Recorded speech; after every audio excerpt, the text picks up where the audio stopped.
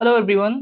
तो आज हम देखने वाले हैं जीएसटी के बारे में। ओवरऑल हम जीएसटी के बारे में सारा कुछ देखेंगे, बट आज की आज का जो टॉपिक रहेगा वो सिर्फ और सिर्फ जीएसटी के बेसिक्स से रिलेटेड रहेगा। Now, first thing, what is GST? GST का फुल फॉर्म होता है goods and services tax. No, what does this mean? तो हम ऐसे ही बोल सकते हैं tax on goods and services. But इसका एक्चुअल मीनिंग क्या हुआ? सामान और सेवाओं पे कर। मेरे मैं जिस टैबलेट पे लिख रहा हूँ वो भी एक सामान है। मैं जो आपको सेवा दे रहा हूँ, just recording this video and uploading it on YouTube, ये एक तरह से सेवा हुआ। तो इस पे भी कर लगेगा क्या इन दोनों चीज़ों पे? तो नहीं, इन दोनों चीज़ों पे टैक्स तभी लगेगा जब इनका कुछ सप्लाई होगा। Tax on supply of goods and services. अब सप्लाई क्या होता है, कैसा होता है, वो हम बाद में जानेंगे, बट पहले हम ये देख ले रहे हैं कि है क्या ये। तो GST is an indirect tax. Indirect tax का मतलब जो एंड यूजर से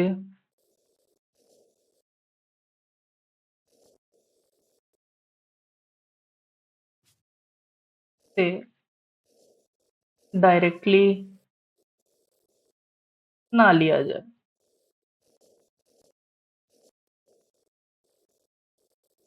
ठीक? जो एंड यूजर से डायरेक्टली ना लिया जाए। तो एंड यूजर से डायरेक्टली क्या लिया जाता है जो ये इनडायरेक्ट में आ गया? तो एंड यूजर से डायरेक्टली लिया जाता है income tax.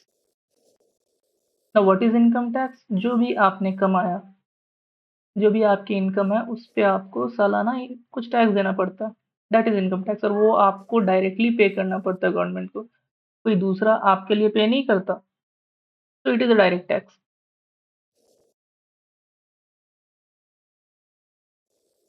It is direct tax, DT. Then wealth tax, like it is also a DT, मतलब direct tax. Then municipality tax या म्यूनिसिपल टैक्स, जो भी बोलिए, it is also a direct tax. अब ये indirect tax GST, how GST is an indirect tax। ये मैंने ना अपने एक वीडियो में बता के रखा है, एंड दैट वीडियो, इसका लिंक जो है मैं वो आपको डिस्क्रिप्शन में दे दूंगा। तो आप वहां से देख लीजिएगा।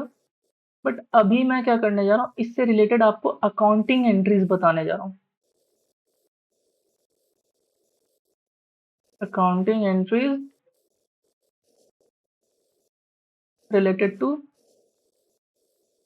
जीएसटी। आज बिल्कुल बेसिक बेसिक चीजें होंगी। उसके बाद नेक्स्ट वीडियो से हम स्टार्ट करेंगे what is supply, what is place of supply, what is value of supply, what is a registered person, what is an unregistered person, what is forward charge, what is reverse charge, then mm, how registration is being made, how many returns are there that we need to file monthly or quarterly or annually, whatever. Okay, and how we can claim ITC, how tables are generated. So everything we will discuss. But आज का क्या topic रहेगा? आज का सिर्फ और सिर्फ basics रहेगा। Basic accounting entries.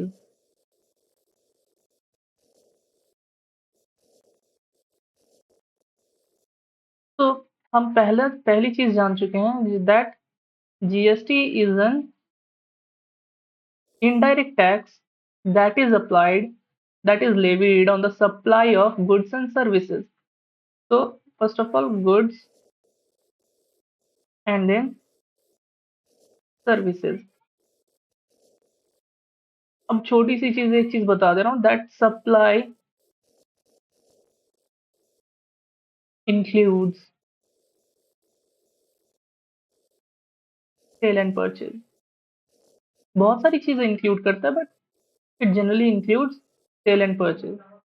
तो अगर कोई business person, for example a sole proprietor और पार्टनर और anybody, anybody in the sense anybody related to business only, okay, एक नॉर्मल कंज्यूमर खरीदा है तो उसको जीएसटी से कोई लेना देना नहीं है, जीएसटी की अकाउंटिंग एंट्री से कोई लेना देना नहीं है. तो any business person who is selling और purchasing goods or services will either, sorry, either claim ITC or pay GST. यही तो दो चीज होगा, अगर परचेज करेगा तो आईटीसी क्लेम करेगा, और अगर सेल किया तो उससे जीएसटी पे करेगा. Now let's move forward to the accounting entries. Accounting entries के लिए मैंने एक अलग से शीट बना के रखा है, यहाँ पे देखिए. हम क्या कर रहे हैं यहाँ पे, सबसे पहले ये देखिए, accounting entries related to GST. Okay, now सबसे पहले बात करते हैं हम जीएसटी ऑन परचेज. अगर हम परचेज करेंगे तब हमारा जीएसटी कैसे कैसे फ्लो होगा हमारे बुक्स ऑफ अकाउंट्स में. And I am just assuming that you all are well versed in journal entries.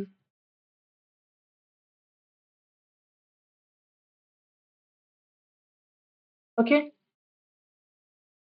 इतना मैं अज्यूम करके चल रहा हूँ. तो फर्स्ट ऑफ ऑल, जब हमने परचेज किया ऑन क्रेडिट, ये फॉरवर्ड चार्ज मैकेनिज्म में बता रहा हूँ, बट हम फॉरवर्ड चार्ज क्या होता है, रिवर्स चार्ज क्या होता है, वो नेक्स्ट वीडियो में देखेंगे. तो जब हमने परचेज किया है ऑन क्रेडिट, तो उसका एंट्री क्या हुआ. सबसे पहले नॉर्मली परचेज की एंट्री क्या होती है, purchase account debit to trade payables और डेटर्स अकाउंट, या फिर अगर कैश में हुआ तो purchase account debit to cash account.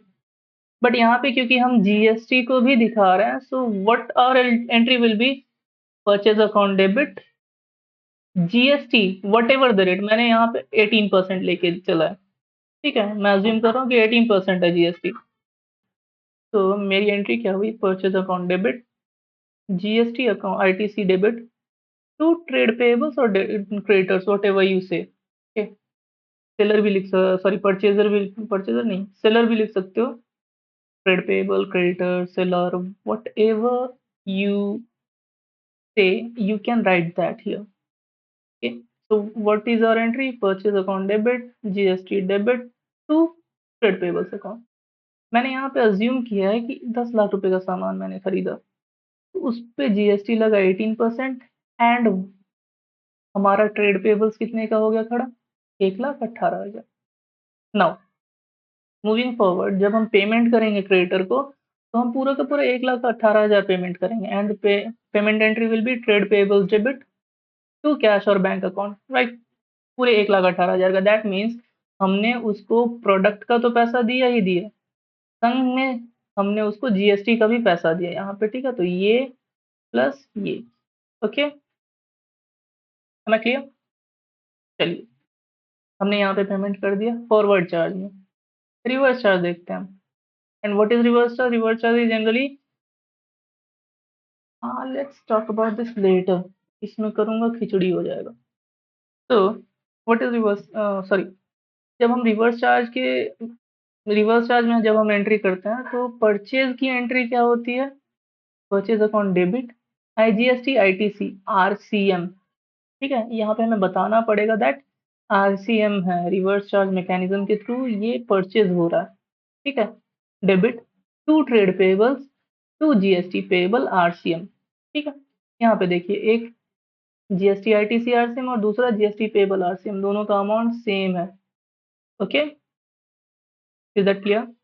और यहाँ पे क्या हुआ, परचेज 10 लाख और क्रेडिटर्स ट्रेड पेबल्स 10 लाख, ये दोनों सेम है। दैट मीन्स हम ट्रेड पेबल्स को जो पेमेंट करेंगे 10 लाख ही पेमेंट करेंगे।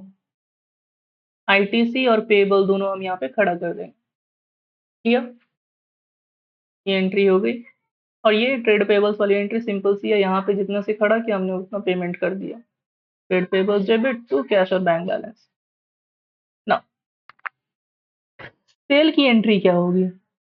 फॉरवर्ड चार्ज मैकेनिज्म नॉर्मली एक चीज समझ लीजिए, reverse charge is only applied in the case of purchase. Sale में रिवर्स चार्ज अप्लाई नहीं होगा।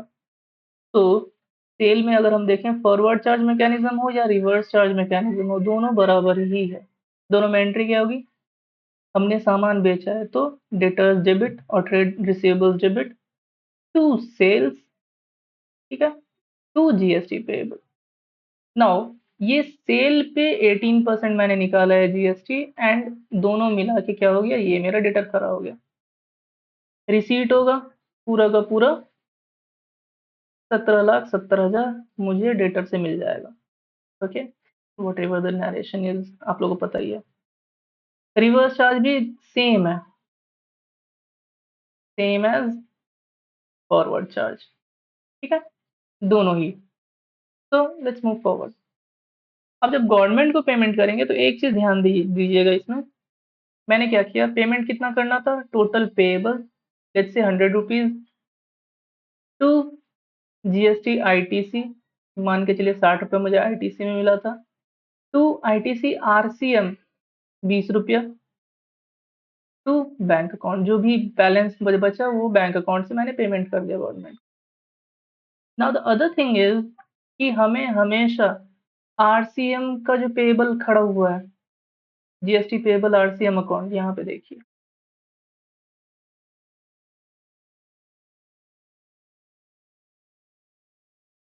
ये देखिए आईटीसी, आईटीसी के बराबर आरसीएम। ये जो आरसीएम खड़ा हुआ है वो हमेशा हमें पेमेंट ही करना पड़ेगा, एडजस्ट नहीं कर सकते हैं हम।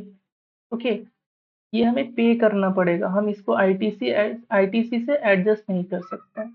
राइट, इतना क्लियर है? अब हम क्या करते हैं कि नेक्स्ट क्लास में देखेंगे जीएसटी का background. Let me use the pen. Next class, next video क्या करेंगे हम, पहला जीएसटी का बैकग्राउंड,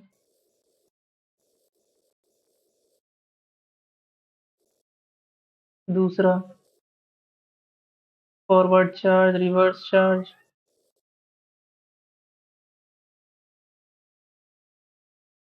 तीसरा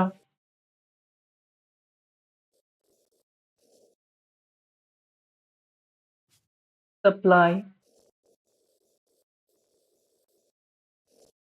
और चौथा,